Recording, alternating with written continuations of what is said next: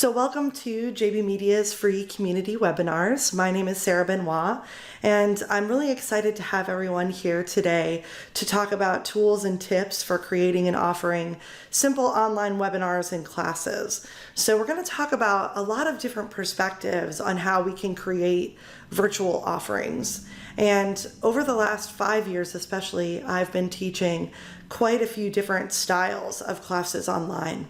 So I'm excited to share the options and talk about some basic steps that you can use to put together a plan for offering classes or just webinar style kind of events online. And then I'm going to talk a little bit about sort of trends in online learning that I think are just important for us to be aware of. In an hour, we can't touch on everything, but I think we'll touch on some of the most important things. And then we'll talk a little bit about how to keep people engaged in the virtual space, because I have been speaking in public and teaching classes since 2006.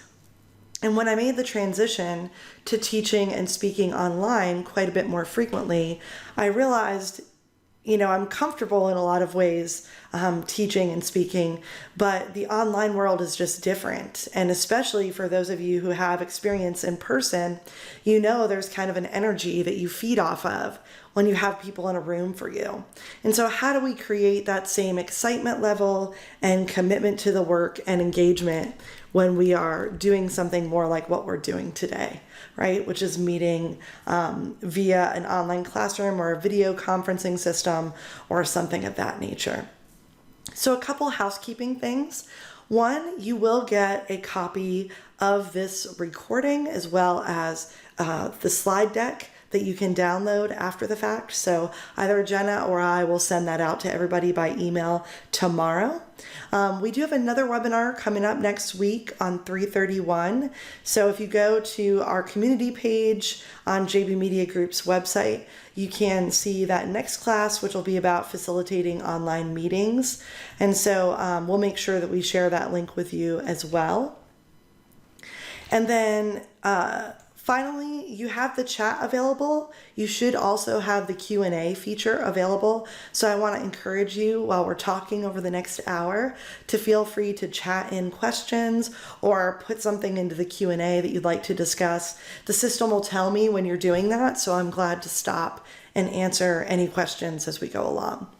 Also, I want to encourage everyone while we're going through, just if you have suggestions, if you have ideas, if you have other tools that I'm not mentioning that you think would be worthwhile to share with everyone else, please feel free to chat them in, and let's consider this a conversation where we're all going to contribute. Because I know a lot of us have some small experience working on things virtually online, and now we're just trying to get more strategic and we're trying to expand our offerings and things like that. So I'm learning along with all of you, not just here to help you. Yeah, and Jennifer, we're not doing video faces of participants in this particular webinar series. Usually we can get such a high number that I feel like it gets kind of distracting to even try to have all of those faces on here. So usually for our webinars at JB Media that we do once a month, and now we're doing more frequently, we actually have everybody muted. We don't force anyone to use video, and they just use the chat and the Q&A to correspond. So that's just a preference that we've had because of the high numbers of people. But, if we have smaller coaching groups, then I'll usually have more video participation. So yeah, that's something that we'll talk about as we go along when we're talking about features. So again, we've got one more question in the chat. Oh yeah, Korea. And you don't need to see what you look like in your home office. Yeah, that's why for our more in-depth stuff, I like to, if I'm teaching a 3-hour class, I almost require video participation because it keeps people more accountable. But when we're just doing an hour and it's more of a way for us to just exchange information, I'm a little bit more laid back in that way, and I don't really require it. Plus, we have a lot of people that come into our webinars that are actually doing other things. And yes, Bria, I'm using the camera on our laptop. So essentially I just have kind of a basic laptop. I wouldn't say it's anything fancy for our school, and I have our recording software loaded up on here. And so I just use our actual camera that's built in. Some people like to have external cameras. It's funny, I feel like the cameras on a lot of the laptops these days are getting so clear that I feel like they work pretty well for my specific needs. Of course, for me, a lot of my teaching is done with sharing my screen. So my face is not often the focus of the entire presentation or even the majority of it. So I think if your image, if your visual self was a bigger part of whatever you were providing online, that you may use a better camera that could do kind of a wider shot. You may choose different options. But because of the type of classes that I teach online, which are mostly technical, we're pretty much using that screen share. And then how do I keep myself from being distracted by my own face and stay looking directly into the camera? So basically that's just practice. I think in the beginning, and I mentioned this in a webinar last week, I realized pretty quickly in watching myself online that I have a few different tics that I do. So I will touch my hair. I will, especially if it's down, that's why it's braided again today. I have these kind of just like things that I do that I had to really become aware of. But once you see yourself on video for months and months and months in a row, what happens is you start to pick up on those things and you just practice and get better.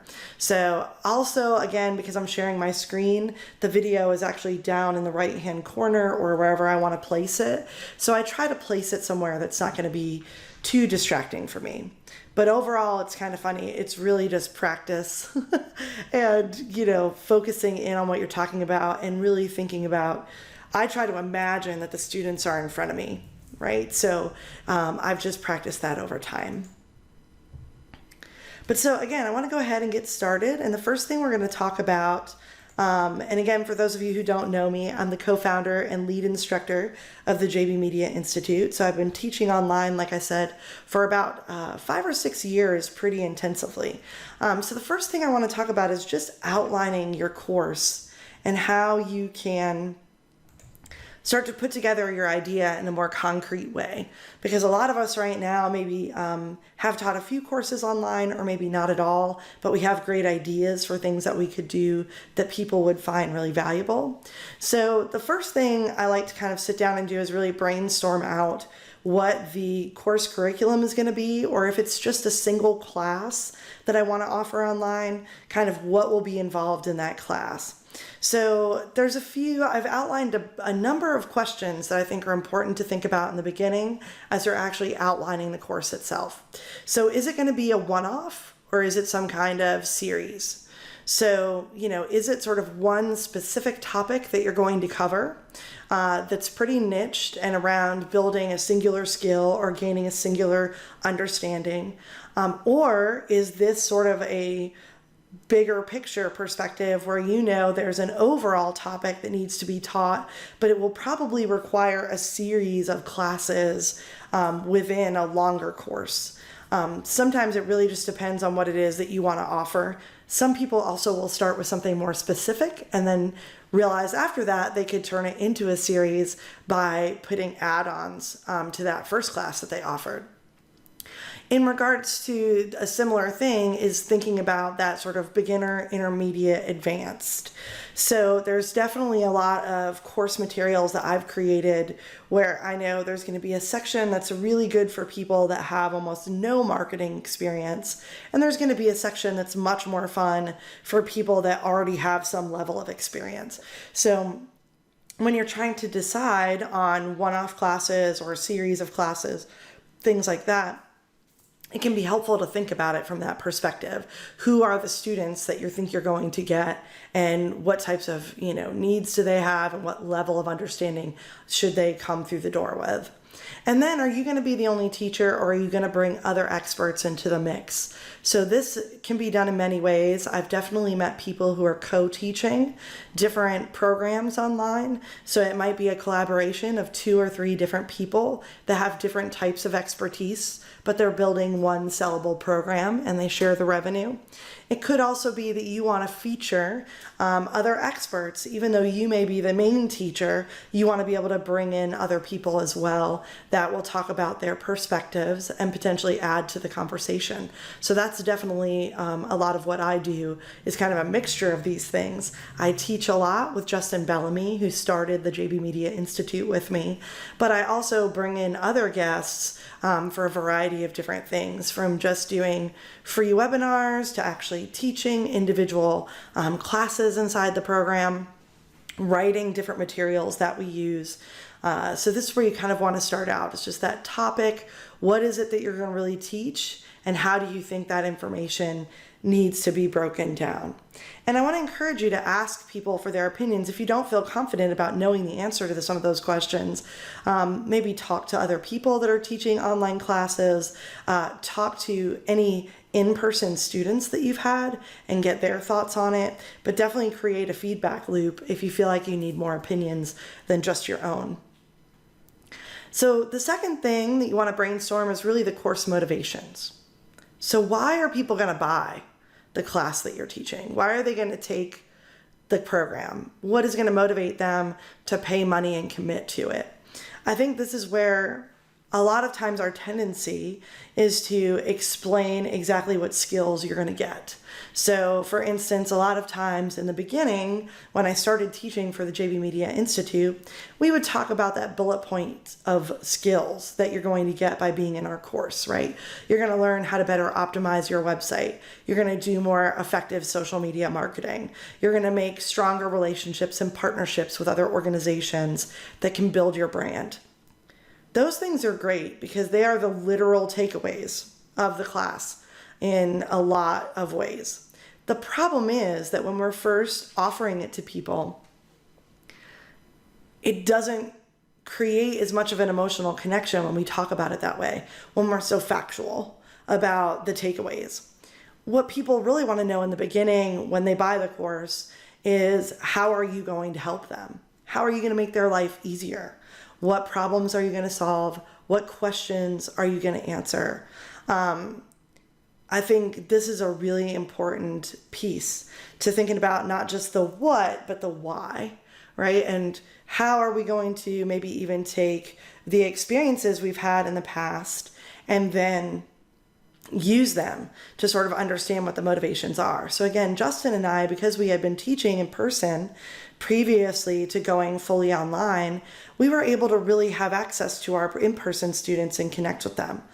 Some companies or individuals may actually find that they want to talk to their customers about their training needs and figure out if they were going to offer trainings, what would be most valuable to them. Maybe they could do a survey, or they could just reach out by email and get some feedback. The other thing is, you want to watch your competition, and you want to essentially think about, who else is teaching on a similar topic. And if you look at how they're marketing those classes, can you understand kind of what some of the motivations are for the students who are taking their program? So for me, again, we sort of switched from talking about just the course takeaways to talking about the why. And that became things like, because you don't want to go and try to put your marketing plan together alone, right? So a lot of times I would actually use the phrase, don't go it alone. Join our program and we're going to have your back, right? Because that solves a problem for people. That helps them understand that they're not going to have to be siloed working on the marketing on their own, especially if they're a small business owner or a marketing team of one. So think about that. And when it comes to course motivations, again, thinking about, are you the only teacher? And sorry about the typo there, or will there be others involved? Because a lot of times they also have access to customers or past students. They have ideas about what's going to get people excited. So if you're going to collaborate, use that collaboration to try to understand your audiences at a deeper level. The next piece of the brainstorm is really thinking about the course credibility. And this is where I'm going to, as I put together my course outline of what we're teaching, what are the reasons people are going to be excited about it, and I'm starting to really think about what is involved, I'm also going to start to think about what kind of curated content can I bring into the course. So what kind of studies or data or ebooks or videos can I share with people from other experts in the field that agree with the things that I'm saying or teaching? What endorsements or testimonials do you already have when it comes to your experience or your background? And what actual anecdotal past experience have you and others had that have formed your opinions about what you're teaching? So a lot of times I will share with students what my clients have done, because that's a direct kind of anecdotal example that I can share about, why I recommend we do it a certain way. The other thing that you want to think about with all of this, again, is that you're really choosing to curate content from places that are really aligned with who you are and with the goals of your brand when it comes to teaching and training online, providing different types of webinars and classes and different interactions online. So I'm always looking at, exactly where am I sourcing information? For me, a lot of times I'm definitely going to go to academics when I can and look at the studies they've done and share information that they've given me. But I'm also, like I said, sometimes innovating. And so maybe nobody has ever done what I'm suggesting before, or it's not the most popular thing, but I'm really trying to show you that there's a more innovative or creative way to approach something. A lot of times I might not be able to show a study about that and prove that my innovative thinking is correct, because maybe it needs to happen more frequently before we can prove my hypothesis. But I do try to still talk about other people in the field that are innovating in similar ways, asking the same questions that I am. So in technology, that's something that happens a lot, where sometimes what you're hoping to tell people is the answer to their question might be something they've never heard before, or might be really outside of the box. I can still gather up information that helps really show students and other people why I am taking that pathway to innovate when it comes to the way that I'm thinking. So I will say, when it comes to course outlines, in the beginning, I sort of just wrote it all out or typed it all out. I tend to use spreadsheets because I'm a spreadsheet dork. So essentially I would put together, kind of a spreadsheet with the different topics and the ideas I had for different materials that I wanted to create or curate.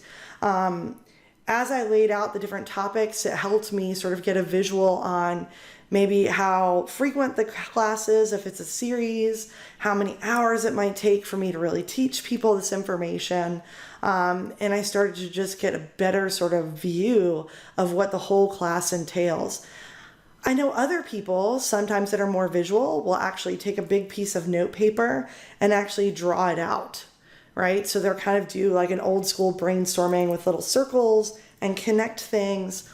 So I just want to encourage you, when you're brainstorming your course outline, to do it in a way that works for you. There's no right or wrong. It could be a Word doc, it could be something you draw on your iPad, whatever it is. And so that's where, you want to get to a point where you can really get sort of that bigger vision of what the whole class or course program will be. And you want to start to kind of put together, like I said, really what's going to be the hook, what's going to be that drive to get people involved.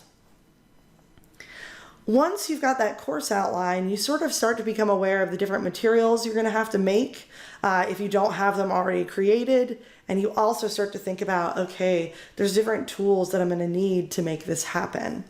And there's a few things that go into choosing the tools that you use. And I like to think of it as a toolkit. So as an online teacher, it's really important to me that I have this sort of toolkit of things that I'm ready to use at any time. It's been really valuable the last 2 weeks because I've gotten a lot of calls from people that said, I want you to teach this webinar in a matter of days. Or even right now with our free webinars, we all kind of saw a need for the community and decided to put it together. Now, minus the fact that my slides have more typos than usual because I have not had time to get an editor to work on them, I've pretty much been able to just use all the setup that I have at any location kind of immediately. So I have a headset, I have a microphone, I have my laptop, and then I have the different softwares that I'm using to connect with people online. So what we're going to talk about today is a little bit more software based. I am not much of a hardware expert, honestly. I tend to go to hardware experts about different things. So actually the mic that I use, I'm just going to give you guys a view of this. This is called a Yeti mic. It's created for using with 1 to probably like 5 or 6 people in a circle. It has different settings that you can use, but I purchased this because I use a site called Sweetwater, and Sweetwater specializes in audio for musicians, but they also work with podcasters and online teachers. And what I did was I first called them, my gosh, I've been working with them for probably since 2005, so 15 years. But I basically originally signed up and started using their online store because I got a representative, and that person is an expert on various audio things and video things. And so I would talk to them about my needs, and every time that I've needed to upgrade, they've been really helpful in allowing me to choose my hardware. But when it comes to software, that's what I've kind of really spent a lot of time testing and learning about and seeing the different things that are available. So if you have hardware questions, feel free to let me know. But I just want to be clear on that sort of difference. The hardware setup is your literal physical equipment, and the software setup is really the tools that you're using online. So most online classes are going to include various types of communications tools. So that means you may be using multiple types of software to manage your whole program instead of using just one. And it's funny because I wish there was one tool that kind of ruled them all and did everything I needed. But the truth is I usually need 1 to 3 things.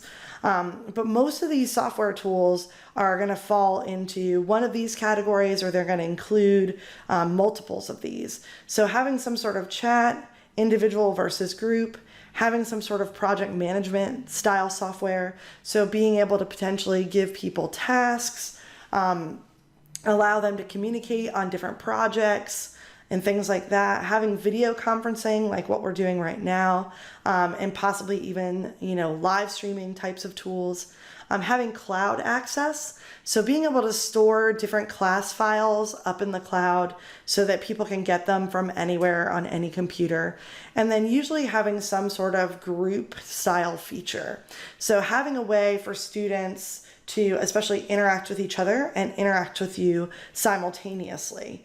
And so I think chat can be one-to-one or group, but then there is sort of a whole other suite of features that you'll see when you're looking at different platforms, where it's really about having like discussion forums, and having this sort of back and forth ability for, 20 people to be in a conversation.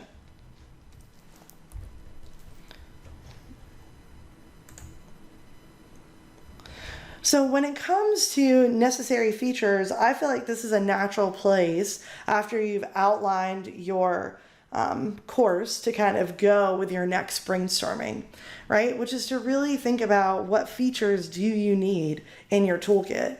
What are the things that you want students and yourself to be able to do? So what kind of activities do you want them to do? Do you want them to be able to do group projects? Do you want them to be able to record videos and share them? Do you want them to be able to complete a worksheet and then post it so that it's, can be viewed by themselves and the other students and you? What kind of live interaction do you want to have? Do you want to be able to do this and kind of share with people in a live environment? Do you want to be able to see them like we talked about earlier? So have everybody turn their videos on so you can see everybody in the classroom. Do you want to have the ability to live stream in some way? I worked in a program where we used a Facebook group, and part of the program, I was required to go on the Facebook group once a week and give a live stream update to the group. And then I was also required to watch the live streams from the 5 other people in the group. So is that something that you'd want to have? And then what is the ratio of group versus one-on-one engagement? So you'll find some courses and classes online are really peer focused, and a lot of the engagement interaction comes from the students themselves engaging and the teacher kind of facilitating that engagement. Other courses are very one-to-one oriented. So I've definitely taken online classes where essentially once a month I got to meet with the instructor by myself for an hour. So just kind of putting this outline together about what it is that you want people to be able to do, especially again, if you've taught in-person classes, a lot of times we have to adapt what we were doing in an in-person setting and think about how that could potentially play out online. Because in an in-person setting, it's so easy to break people into small groups and allow them to tackle a project for, 2 hours. But if we're going to do that in the virtual world, then I'm going to need a platform that facilitates breakout groups potentially.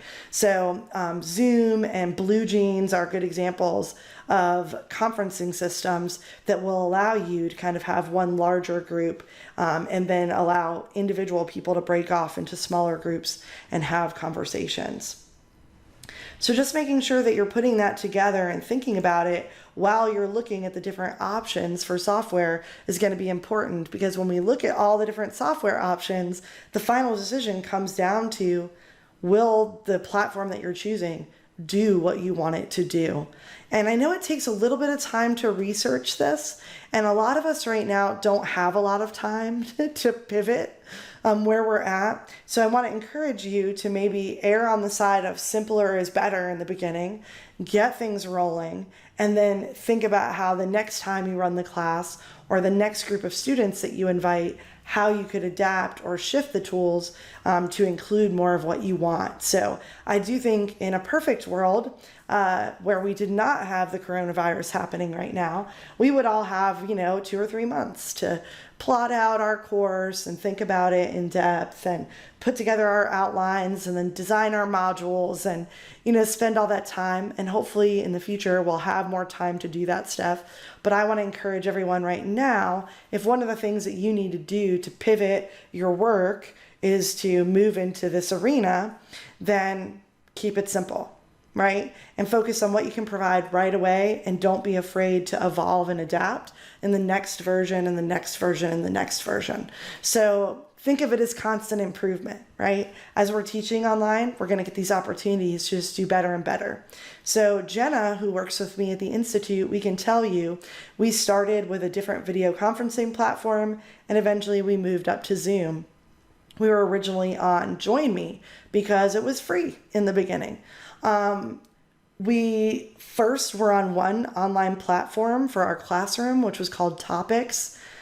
That platform was not the best. And after a couple of years, we found a much better platform that we really like. So this is just something where, again, you don't have to feel like you're locked in forever. Right now we can test as much as we can and plan as much as we can, but we all have a lot to do. And like I said, a lot of us are pivoting day by day based on the changes that we're experiencing. So some of my favorite tools are on this list. Again, we saw in the poll earlier that definitely a lot of people like Zoom. Zoom definitely created a really easy to use interface in a lot of ways. And so that's why it definitely won for us. We were getting the best results with Zoom with people that were in rural areas with slower internet. Whereas Join Me, we were having some issues there.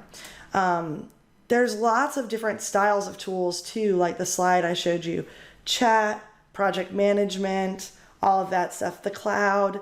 So again, you might have a mixture of these tools that you're using to share different content with your classes, to, like I said, assign tasks, to chat back and forth, to do video conferencing, especially if what you're doing is moving some of your customers into kind of more of a training and online mode. You might find that something like Zoho, which is a customer relationship management tool, can be really great in helping make those connections with your clients and keeping things really, really well organized. Basecamp and Asana also have some features like that. If you have the Microsoft sort of suite of tools, which includes Microsoft Office. I pay for Microsoft 365 for my web design company, and I do a lot of work in there. Whereas at JB Media, we use Google G Suite and Google Drive pretty exclusively, but they're all very similar. So like I said, it all has to do with what are those activities that you want people to have? What are those interactive features that you want to be able to access? And there's even very commonly some integrations with social media, most especially with Facebook. So I've worked with a lot of online programs and courses where they are utilizing private Facebook groups as part of the system. And that's allowing them to have, like I said, some cool features in there, being able to do polls, being able to do live streams, and things like that that create a lot of connection between the students. In addition to the different tools that you might use for video conferencing and chat and things like that, you can also consider just getting an online classroom. And this is what we did at JB Media because our courses and programs, the majority of them are subscription programs. So it's do it at your own pace, pay a monthly fee depending on which program you've chosen, and essentially, you have access to all my materials there. You have great chat features there. There's a lot of built-in tracking for me as an instructor with an online classroom platform or a learning management system. An LMS is kind of the buzzword. But essentially, it really allowed me to kind of have this world that our students step into so that we can immediately kind of connect and have one place where I'm sharing, like I said, multiple modules in a longer type of program. I can always adapt those modules, add to them, remove things from them. So I pretty much update them every single month with fresh information. But there's a number of platforms out there. And like I said, over the years that I've been teaching online, I've built multiple classrooms with Jenna, who's my program manager. And I'm just going to give Jenna a shout out because I think, especially when we first started working together, it was a big endeavor to take our entire operation and build an online classroom instead of doing the in-person classes we had been doing up until then. And so when you're looking at your online classroom platform, there's a number of questions you need to ask in order to kind of figure out which one is going to be the best fit. Yeah, and awesome. Thanks, Micah. Yes, I just want to tell everybody, Jenna Harris, who works with me, is the most amazing person in the world. And, her and I have spent a lot of time really learning together how to do what we're talking about today. So that's why I'm sharing what I've learned by doing this stuff. I don't feel like I'm by any means like a huge expert. We are positively making money in our company, which is great for the most part, but it was a big leap, and so thanks for that shout out, Micah, because Jenna really deserves a big pat on the back for how much she worked with me for the first 2 years, designing our entire program and providing me so much valuable feedback and taking such amazing care of our students. But basically, when you want to look at the platforms, there's a few different kind of main questions that have to be talked about originally. The first is really thinking about, and again, hopefully if you've done your course outline and you've done that list of activities and you kind of know what features you really want built in, you can start to really think more clearly about what the price should be. Because you need to get paid for most of your time, again, unless it's a free course, and free courses are completely valid. But if you are going to charge a fee in some way, you want to make sure that it covers all the different time that you're spending on the classroom, even when it's sort of live things or answering questions by email or by chat and things like that. So think about that pricing and what you are hoping to make. What's that baseline number of students that you need? Because that's going to affect how much you would want to pay per month for a classroom software. Also, you want to look at how upgrades are handled. So there's typically two ways that you're going to pay for an online classroom. The first is that depending on which features you want, you have to upgrade and pay more. So, live streaming is a great example. Not a lot of classrooms that I've seen have a live streaming feature. I think you'll see more of them in the future, but there are some where that's sort of an upgraded price. Or maybe there's an integration with another live streaming service that is an upgraded price. The other way that they often charge is by the number of students. So that's where our classroom is built on this first system right here called PathRate. And I will just say I'm very particular to PathRate. I love it. I love their team. They courted us quite a bit when we were looking to leave our other provider. And out of everybody, I felt like the customer service was amazing, which was why we chose them. But they basically charge based on the number of students that you have active per month. So however many students we have active in the classroom, we're paying a fee for like a certain maximum number. If we cross over that number, then we have to upgrade. There's also a small handful of features that they only offer to their larger online classes. So if you have over 500 or 1,000 students, there's going to be sort of additional really cool features that they give you because you're paying that higher price point. So really dig into that to make sure that the price you can pay is going to give you everything you need. Sometimes you look at the site, you see the whole list of features, but you don't realize that's only available for one monthly price or annual price. Also, like I said, look at what kind of training or customer support that you're going to get. So for me and Jenna, that was a huge deal. I felt like the support that we got from our first provider was not very good, which was why they eventually lost us. And so that is why PathRate really shined compared to the other places that we looked at, in the sense that they were very available. There was a lot of meetings that they did with us, a lot of one-on-one training when we built the classroom, and we have chat access to them all the time. They're highly responsive. And so I have really appreciated their team. It really feels like they've had our back. And we've asked them to do some things with the platform that were pretty innovative and unique. So I really appreciated that they worked with us to get our program where we wanted it.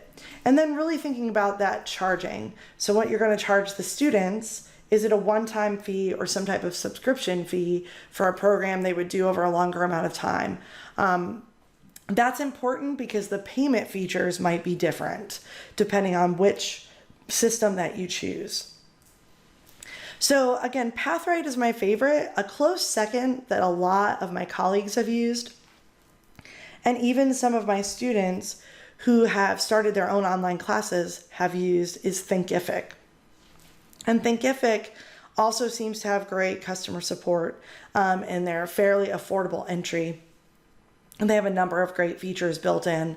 The other three, Teachable, LearnDash, and LearnWorlds, I have not used as frequently, but they typically get great ratings, and some of the other educators that I know are big fans of them, especially Teachable and LearnDash.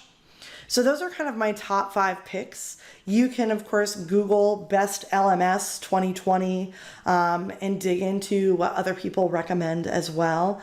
But I certainly feel like these 5 are going to give you a pretty well-rounded perspective on what different systems are capable of and what the pricing kind of is. And I think a lot of these are more at a pricing level where a small business could enter in and do okay. So there are some LMSs that are $500 a month. And you know, they're just for larger institutions, academic institutions, corporate institutions. So I did put my list together with the idea that smaller to medium-sized businesses may need a more affordable point of entry. But again, the great thing about all of these is you can get online demos. And like I said, you can often reach out to a sales rep and they will meet with you, just like we're meeting now, and walk you through how the system works. You might find that there's a couple platforms that you really like. And, you know, at the end of the day, it ends up being a subjective choice, right? Maybe they both have the same features, they're about the same price, but there's just one that you like better. I feel like that's what happened with me with PathRate. I looked at Thinkific and I really like it. But for some reason for me, the graphics that they use and the mobile friendliness of PathRate was a really strong selling point for me. I feel like it's easy on the eyes, it's easy to learn, and that was really important because I feel like we have a lot of different types of students that have varying skill levels when it comes to learning online. Some of them have been doing it before and some of them have never done it before. So I wanted a classroom that would be really easy for them to kind of engage with and interact with on any device, again, at their own pace and their own time. So again, let me know if you have any questions about hardware or software. I'm curious if anybody is using an LMS already and has one that they really like. I'm not sure if any of you are teaching classes online. As far as like having an online classroom, again, you don't have to have an online classroom to teach online. You really could use things like a Facebook group and GoToMeeting and Google Drive, and you'd be able to teach online in a more sort of live style. Online classrooms become valuable, I think, when you have pre-prepared content. So when you have videos and ebooks and guides and templates and worksheets and things that you want people to access and, like I said, do at their own pace, in addition to whatever live activity you're giving them, that's where I see that online classrooms can become valuable and helpful, because it sort of becomes like a larger place to store things. And then, like I said, for us, the two big perks are that we really get to have a lot of discussions in our online classroom that are easy for me to manage as a teacher, especially over the course of years and years where I'm interacting with a few hundred students. It just gives you kind of this place to really be focused and centered. That's not a third-party tool. It's something you built. And in addition, the tracking and the data that I get about my students is really powerful. So I can see what my students are doing, every part of the program they've completed, what they haven't completed, and I can really know which students maybe need help or maybe need more prompting versus students that are really motivated and good at the DIY learning. So that's just two of the perks of moving into that space. So to wrap up, I want to talk about tips for creating great educational content, like I said, and for engaging people in a more exciting way. So the first thing that I want to kind of talk about is 3 major trends that I have just found have really impacted me in my online teaching and have been very valuable for me to think about and learn more about. So one is microlearning. And this basically means that when people are learning online, a lot of times, unless it's live, they really don't want to sit and have to watch 30 minutes or 60 minutes of content. In a live setting, you can sometimes make that work. So I've definitely taught up to 4 and 6 hour classes online. So again, that's when we make sure we have the video on so I can see you, and so that I can make sure people are attentive and doing the things that I'm asking them to do. But when it comes to pre-prepared materials, microlearning really has an impact. So like I said, it's better to take a 2-hour class, and if you're going to pre-record it, to actually break it down into maybe 15-minute segments or 20-minute segments, or maybe even smaller segments. And that's essentially because we just find that a lot of people who are learning online are at their home, or they're out in a different location, potentially when it's not coronavirus, and they have other things going on around them. And so they need to be able to concentrate for smaller chunks of time and, feel like kind of once they finish that 15 minutes, yes, I get a gold star, I completed something, and then they move on to the next thing. So it's not just because people are busy or because learning online, staring at a screen is different than being in front of a person and feeling their energy and getting to respond to it. It's also just because it gives people that win, right? It allows them to give themselves a gold star, give themselves an A for effort, whatever it is, and then feel that motivation, that rush to go on to the next video or go on to the next material that you want them to read or whatever it is. Also, part of microlearning, we look at how we can create different kinds of videos. So it's great if you want to have yourself on screen. You know, if you're a Tai Chi teacher, you might need to have yourself really doing the Tai Chi, things like that. So I think that's really valuable depending on who you are. But you can also diversify from that. It doesn't always have to be your talking head on the screen. So for me, again, I do a lot of slides with slide decks that I can share. I do a lot of just live using of a tool. So in my program, I'll show you how to set up the Facebook and Instagram advertising manager, right? Or I'll show you how to do keyword research on Moz.com. So essentially, I'm really sharing that, like, not just here's what I suggest you do with your marketing, but here's how you're going to do it so that you can watch me walk through the process and then recreate that process for yourself. And then if you're going to do types of quizzes or tests, educational games, and this is actually something we see in academia as well. So microlearning isn't just something that we're talking about in the world of business training. We're talking about it in the world of college and university learning online. It's really helpful when you're going to give people quizzes, tests, things like that to test their knowledge, that most of the time that stuff is quick and easy. 3 to 5 questions, sometimes maybe spontaneously, or sometimes give them a heads up, you know, hey, during class, I'm going to pop up a quiz. Again, that would be a feature if you wanted to have it, you know, in one of your systems. But basically, I think, you know, just thinking about those small kind of successes that you can give people is really valuable. And we really see that it improves people's performance, especially when they're doing learning that isn't for a grade or a degree.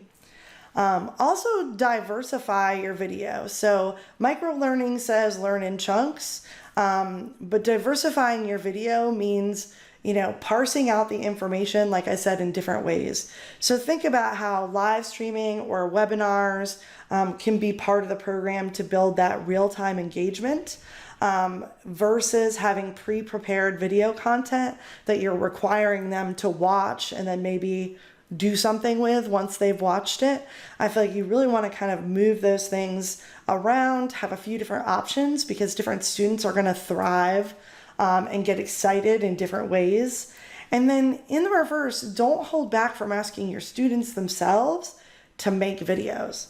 So now that we're all living in a world where everybody's got one of these, we really are able to ask the students to, like I said, make a video in response to something, live stream what they're working on this week, whatever it is that we want them to do. So think of video not as just a tool for getting your content out there, but a tool for building conversations that are going to be really valuable and keeping people engaged.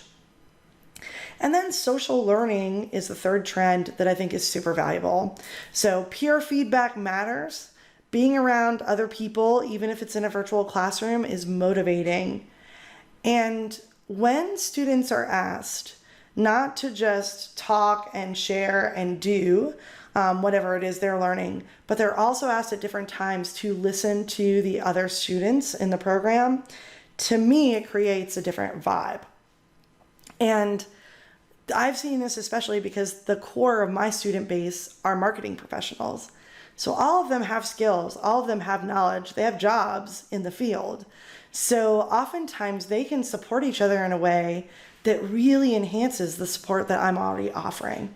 And if you looked at studies that have been done, again, even in academics in the university setting, social learning improves performance.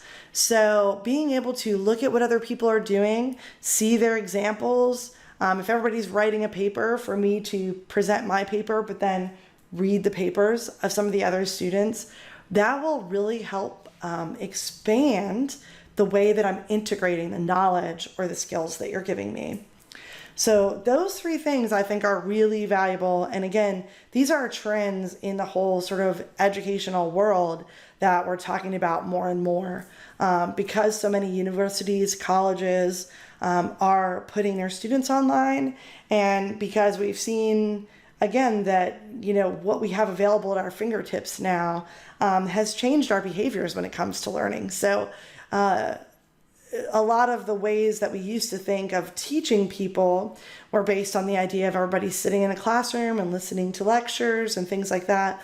And we've really found that experience, practice, connecting with other people that are doing the same thing that you're doing, that it really helps students integrate things more deeply into their memory and come away with more than just knowledge of something, but the ability to apply the knowledge. And that's really what we're hoping to build when we're virtually connecting with people.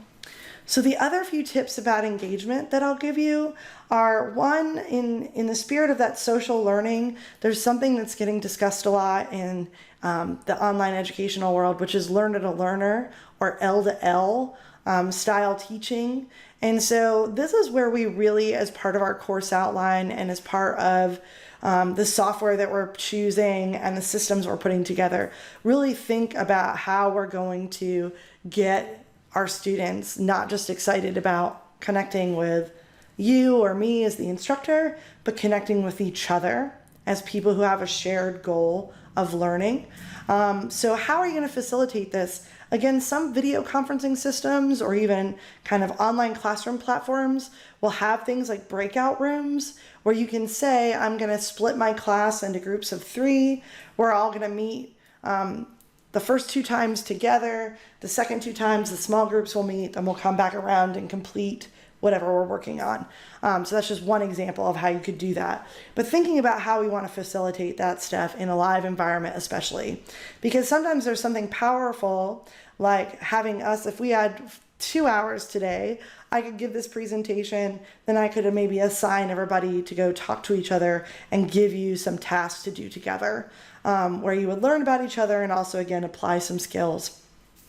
So I think breakout rooms are a great feature that can be super useful, especially if, again, you are used to working more closely and personally with people in general.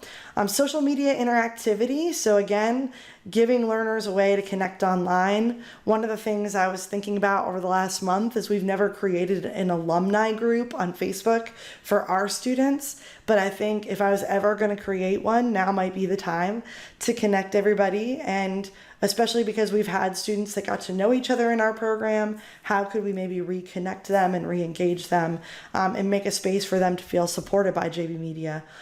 Chat conversations, how can you utilize chat? Again, you might pair up people to do different assignments. You may pair up people to do different projects. So how can you give them a way to be contacting each other about what it is that they're working on? And then again, live feedback. So in many different systems now, you have quiz features, you have poll features, you have Q&A features. When you encourage students to utilize those tools, they utilize them. When you don't encourage them to utilize them, sometimes they don't do it. So it's a good idea to potentially think about how you can seed those feedback loops. Also, when you're doing live content, again, because I've taught 3-hour classes online, 6-hour classes online, just like the real world, we need to have some breaks. We need to have proper pacing of the live content because, again, even just for myself as the teacher, when I'm standing up here looking at a camera, I don't get to feel all of you. I don't get to feel your physical bodies in the room. I don't get to read who's getting sleepy versus who's wide awake. I don't get to kind of sense whether or not the group is connecting with each other because it's harder for me to do that virtually. So a lot of times I want to be really aware for myself and the students that if we're going to do longer sessions online, that it's really important that we take a break. And that can mean giving everybody 5 minutes to go to the bathroom, get their water, asking people to stand up and stretch and dance and, maybe standing versus sitting, inviting people to do one or the other. And then also when you're teaching over long periods of time, having activities literally that will break it up. So asking people to come prepared to contribute certain things, having Q&A time where you specifically ask them to go back and forth with you and things like that. But students often need a reset, again, if they're looking at a screen for really long amounts of time. And then gamification is a big conversation in online learning. So are there badges, certificates, awards, if you give a quiz.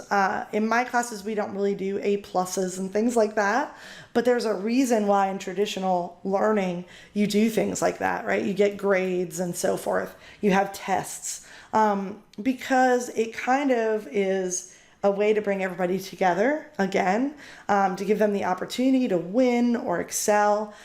Some people who are more type A really need to have that gold star feature or that A plus. And what it overall allows people to do is make their achievement inside the class, or the educational program tangible.